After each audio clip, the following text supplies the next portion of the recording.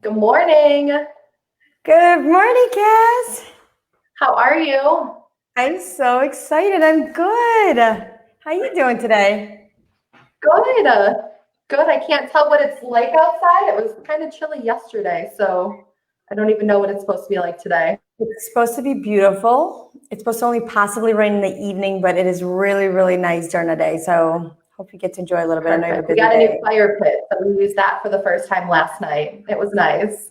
Very cool. Well, this is like the biggest break we've had from Coffee Talk. I I feel like know. I missed it. I missed it too this morning. I was like, what's so exciting on a Saturday? Well, that's our talk. We have a really, really interesting topic that excuse me, that we're going to talk about to everybody. And I'm really excited to just honestly, we have things prepared that we'll go over, but I really want us to talk to people who are hopefully listening now and hopefully listening in the future, just what you and I are personally experiencing being in the field. As you and I both know, but not everybody knows, but real estate was considered during COVID period as an essential work, sort of essential business. So we never had a break. We worked from March to now the whole time. So we were in the field. We were not knowing as much as we know now. So the whole mask thing was obviously new to us at the beginning, and we implemented that very quickly. But we were in the field the whole time. So I just really want us to just talk to people to see, how we can hopefully help them either prepare their house for the market a little bit better if they're looking to sell soon, just so they can be ahead of the game when they're ready, because things have definitely shifted in this time of what is a priority to people. And that's the goal of our code. Does your home have what buyers are looking for is our topic, right? And if you're looking to buy, I'm sure you already have your list, right, Cass? People have their list, like a really, really long list of what they want. So it's probably not going to be as much as the impact of this, what we're doing today, for you to, walk away from, but something to think about. So if you're looking for a home, hopefully we'll bring something up. And if you're looking to sell, I think it will really, really help you be prepared better. Definitely. Yes. Cool. Do we have anybody, any questions, any comments before I start sharing and we can dive into our good old topic? I will. I'm going to jump on now to everything. I just went live on yours. Oh, I just heard my voice. It's a delay. All right, okay, give me 1 second. All right, good. I'm going to share my screen in the meantime. Okay, so let's get going. Okay, perfect. All right, let's do this. I hope it works. All right, are you seeing this? Yes, I see it. I can read it pretty clearly. Do I need to make it any larger, or is it good? No, I think it looks good. Awesome. All right, Cass, so just to remind you, what I'm seeing is only what I'm going over. I can't see what people are commenting, so please just stop me and ask questions that are people asking, okay? Perfect. So our topic today, for all that are joining, hopefully we got some people joining at this point, is what our buyers are looking for, priority changes since stay-at-home order. Does your home have what buyers are looking for? So why are people moving, right? This is a thing that Cass and I in March had no idea was going to happen. In March, we went into, oh my goodness, nothing's going to happen now. People are going to freak out. They're going to stay home, or they're not moving, or this, what's going to happen to real estate? And it's been an absolute polar opposite. From March to April, we sold and closed 40 houses just in 2 months. And every single month until now, we're doing a lot of business. And the big thing of why we wanted to bring this up is, at the end of the day, what's causing people to want to move? What has changed in their lives? Cass, what has changed in your life since COVID started with life? We moved during COVID as well. It was I think at the beginning we were preparing for it to be really slow, and it was the total opposite. We had to prepare for, a very crazy market, including all of the safety items that we need to include now too. But yes, we were one of those who purchased a house and closed during COVID. Yep. But how many things, it's just like one of those things, like obviously, that's not the goal of our presentation today, but obviously the interest rates affected a lot, the just people realizing what they need and want more. But today is more of a just really what's happened in people's lives that caused them to really want to move. So working from home became a norm. I mean, think about it. What was our life before majority of people started working from home? You went to work, majority of your time was at work, at activities, at school, and you came. I would go to the office. Yeah, you went to the office. I went to the office. Everybody went to the office, and your life was more work, work, work, work, and your home was more basically where you ate dinner, screamed at your kids, did homework, and went to sleep. Right? That was I had to scream at kids. That's what the home was when the whole stay at home shift changed and everybody started working from home.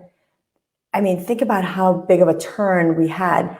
It became you work is home. That's what you're working from home. So the need for an office became a crazy priority. We have certain listings right now that we know 100% are struggling to sell purely because they don't have a first floor office, where before that was not a big deal, right?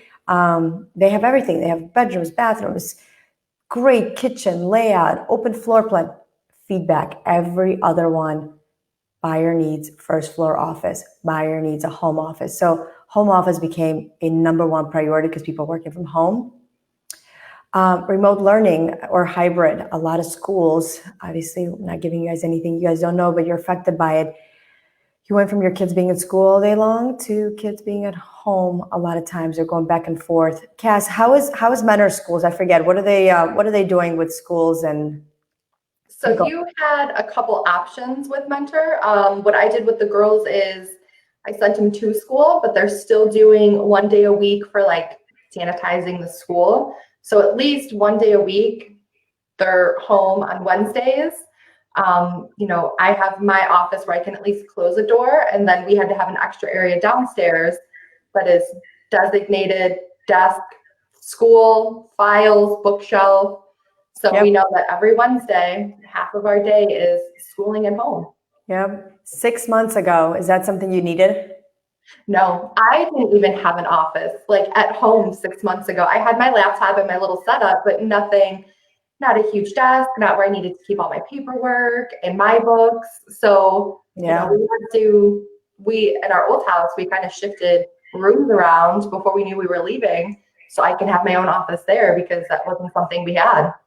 Yeah. Who would ever thought just 6 months ago that your whole life of what you're using your home for and how you're using home will totally change, right? Yeah. So having the space, an office for a parent, typically there's at least one that is working from home, and now an extra space for children to have is dedicated is really, really important. By the end, we'll talk about how you can it doesn't mean that you need to start adding additions to your house or anything like that. So we'll give you guys guidance on what you can do in your own house. Just like Cassie said, like how she had to redo things in the house to live, right? But if you're looking to sell, those are the things we would help you. How do we take your home and we properly stage it so a buyer in today's world can relate to it and can know where their kids can work from? So having a space for children now is a must, not just go do your homework, but to spend an entire day doing their schoolwork. So anything else about that? I know that's always very sensitive right now, everybody with kids in school. Well, and I think it's, with some people have kids in school plus little ones. So it's like an area where the little ones can go and have a play area while like the older ones are trying to do their schoolwork. I have a couple right now who needs those a little separated too. Yeah. The amount of time we spend in our houses now is on a different level. So people's importance of how much a home is at this point and making a home functioning is on a next level. And I think that's one of the reasons why we're seeing people, fighting for houses and do whatever they got to do to win them. Outdoor space. So pools, that was always a very popular question that anybody that had a pool would always ask me, are pools adding a value to my home? And I used to say, in Northeast Ohio, when we can use them for 2 months a year if you're lucky. If somebody wants a pool, it's a great thing. If somebody doesn't want a pool, it's a negative. So it's really not a clear black and white answer. Does it bring value? Well, during this epidemic, it's been the best thing ever. If anybody had a pool, that house was the hottest thing in town. And you could not ask enough premium for that house, and people would still fight for that house. So the outdoor space, because people are so cooped up in their houses, became on a high level. Even with our weather, nobody cared, just so they could get their kids out of the house, their family out of the house. Extremely important.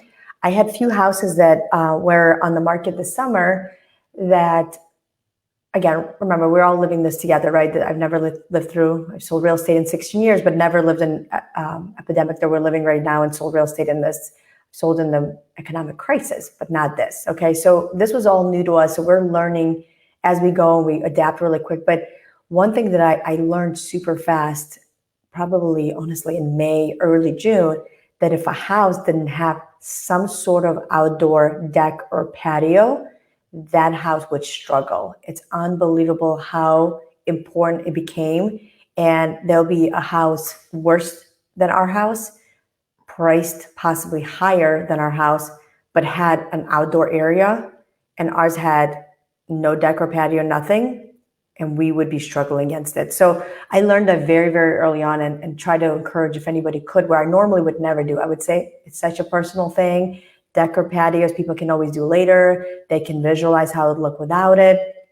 You might do a deck, somebody might want to do a patio. What I learned this summer, just purely watching what happened to listings that had patios or decks and which ones didn't, it impacted a lot. It made a huge difference, and people were not settling and obsessed with having them.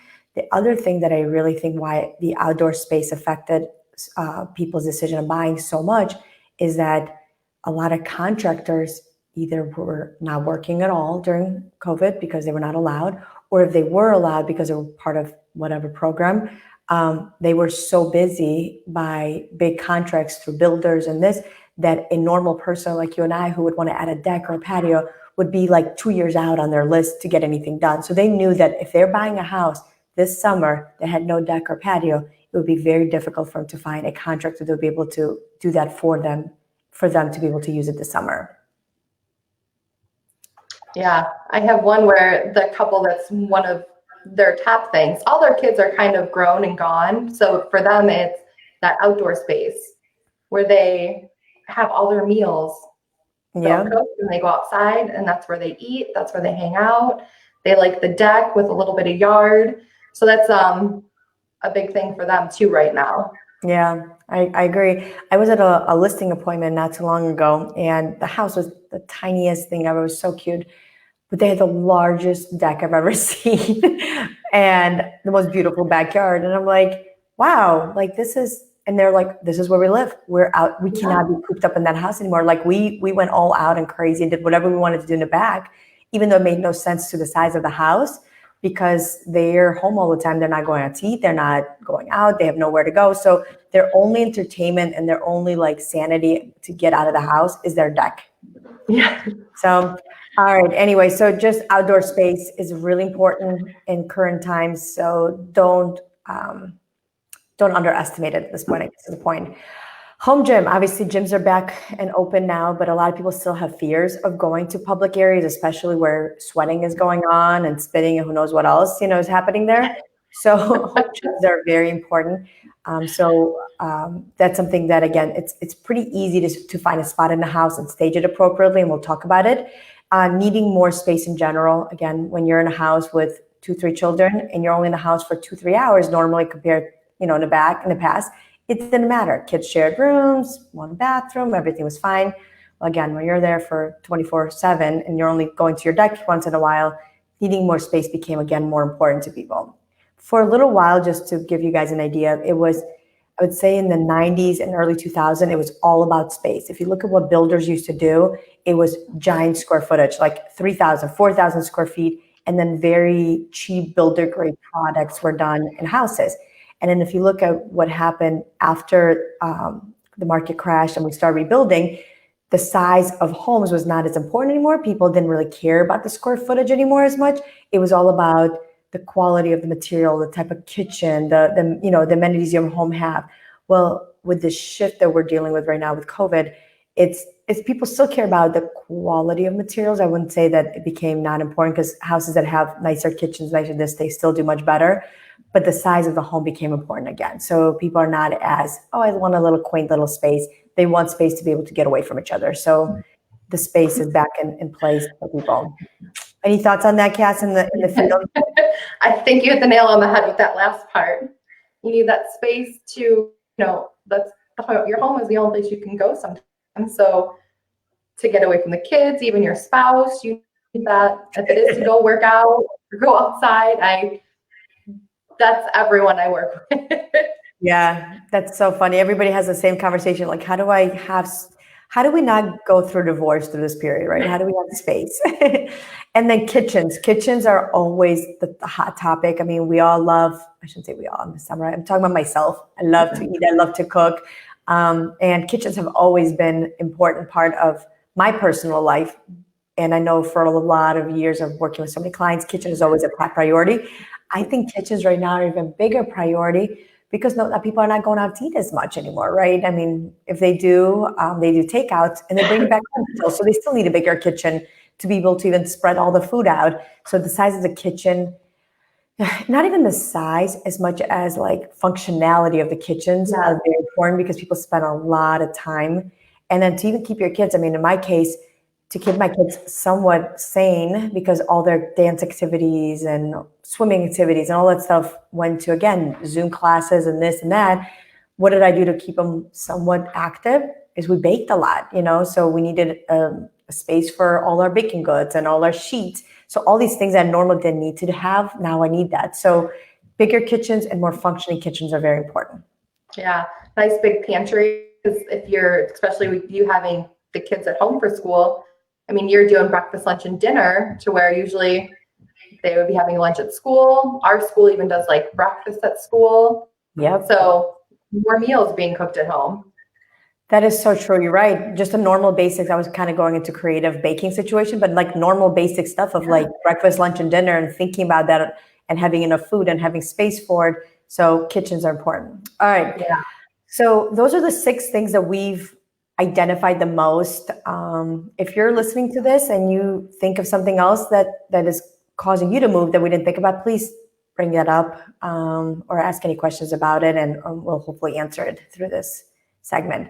All right, how to stage your home for new priorities. So the goal of our presentation today is not just to depress you of all the things you might not have, right? That's not the goal. The goal is to identify what are people looking for, and then what do we do to help you if you decide to work with us, or whoever you decide to work with, whoever can help you prepare for the market. And that's where the difference is between people's experience and knowledge. So 77% of buyer's agents, and Cassie is a buyer's agent specialist. That's all she does. The amount of hours she works, this girl is a killer, morning to night.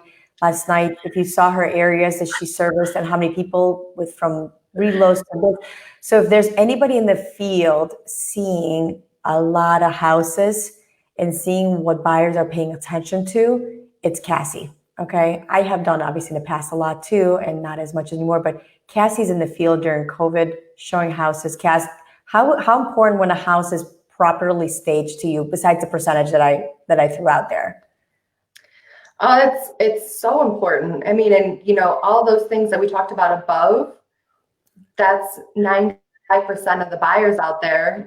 We're going through and looking through the house to see how everything could fit, where it could go, instead of just looking, oh, it's a pretty house, it would suit us right now.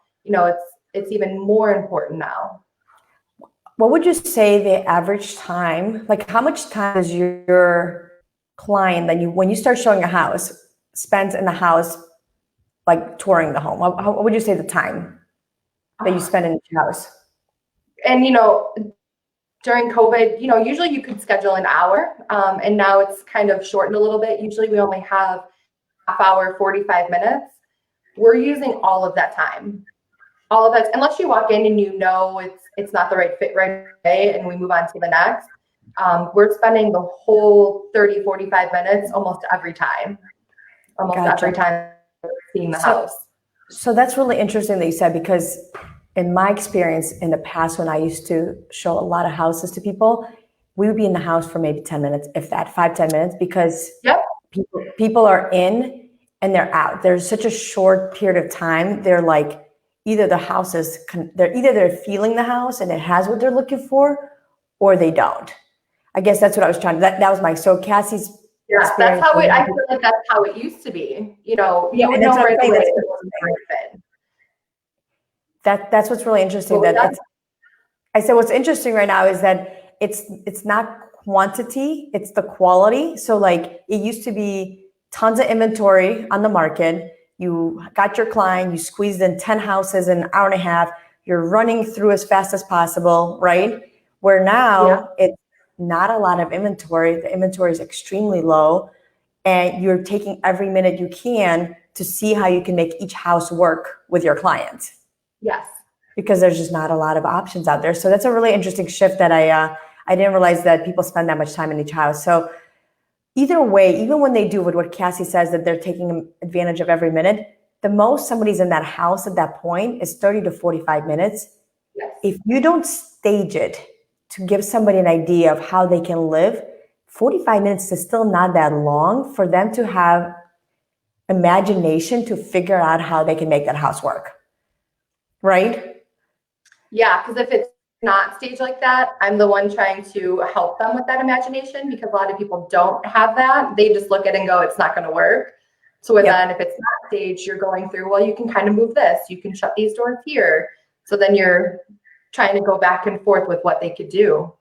And think about it, this is a very qualified, trained professional, which is Cassie, who will stop the client who says, hey, I don't think this is the right fit, and say, no, hold on. I'm not trying to sell you on this, but let's just see, why is this not a right fit? Well, there's no gym. I don't know. There's no office space. And then she tries to work with it. Is the other realtor that's showing your house doing that? Some do, but majority probably won't. So it's very important before you go in the market to prepare. So that's what we're going to talk about. I'm going to dive into it. Considering staging. So one of the things that usually people have some sort of bonus room. So if you have a bonus room area, loft bonus rooms, like those spaces that are just there that you used to have it as like comfy couch areas, you really got to get really creative with staging them by adding an office, a playroom, whatever way you can do to maximize that space. We talked about don't neglect outdoors. So even if you don't have elaborate decks or patios, like now when I come to people's houses, if they have even like steps going down. I just had a house actually that we listed in Wadsworth. She just had like literally little steps that were just built for her to be able to come out. I go, are you able to paint them and make them look nice? Like even putting that energy into it made that area feel more inviting, and then add some flowers to the bottom or whatever else. So do not neglect the outdoor space. Whatever you can do within your budget to make the outdoor space more desirable, put that energy. Making a small patio or deck. The good thing about being at home a lot is that you have time, right? More time than usual. Home Depot is open, Lowe's are open. They have products. So make a little patio down outside. Even if you do just some pavers, just cute little area. You don't have to go crazy. You don't have to spend a lot of money on it, but definitely make your outdoor space more desirable. Give every room purpose. We talked about how everybody is home and everybody needs space. So rework your space. Make sure there's a little area that you can make a little gym, that you have an area for kids to like a nook where they can read their books, an area for homework with tables and chairs. We had a house in Strongsville that I love what my client did. She had to do it because she has 2 kids that were, doing homeschooling. So she kind of did it naturally, but she also did a great job with staging. She had a living room, a dining room. It was like one of their traditional 1970s home. And then she had another bonus area, like a hearth room, which normally would be just like a couch area. And that's how she did it when I came over her house. And I loved it when I got pictures, when I threw all this out for her. And I said, here's what people are looking for. What can you do with your stuff? And I give her full credit. She thought instead of having the 2 desks that she had in like one space upstairs, she spread it out. She left one desk and made one office, like an office area for herself. And then she took the other desk and put that in that hearth room where the fireplace is. And literally set it up that way and put little bookshelves there. and it still left a little couch area. So now that space, somebody can walk in and say, it's not another couch area that my kids are going to lay there with their feet up. Well, this is great. I can actually have somebody here doing their work or whatever. So it seems so basic, but I really think that it made such a huge impact for people that came through to see how they can use this space. So give every room purpose that's not just couch, I'm going to lounge here. Okay. Go back to, this list of things of what people are looking for and try to use each room in a logical way for all of those things if you're ready to sell, obviously. This is another thing that is that I thought was designed for health and cleanliness. So when you think of that, I mean, I don't know, Cass, about what you were thinking. I was just thinking, like, make sure your house is clean for showings, right? But when I did a lot of research and thought more about it, more and more people are starting to become not only wanting to have a smart home, right? Smart homes were a big thing, and they're still a big thing that people want to be able to control them and all that. But people are becoming very clean focused, right? Epidemic cleaned us up a lot to take our shoes off more, right? Where before it was like not a big deal for a lot of people. Wash our hands a million times. I think our kids are going to have holes in their hands for how much they're washing, So cleanliness has become important. So this is what is becoming really important to buyers as far as cleanliness, just to keep that in mind. So if you are upgrading your furnace, or if there's a way to add an air cleaner or air purifier, those are becoming really hot selling features in houses.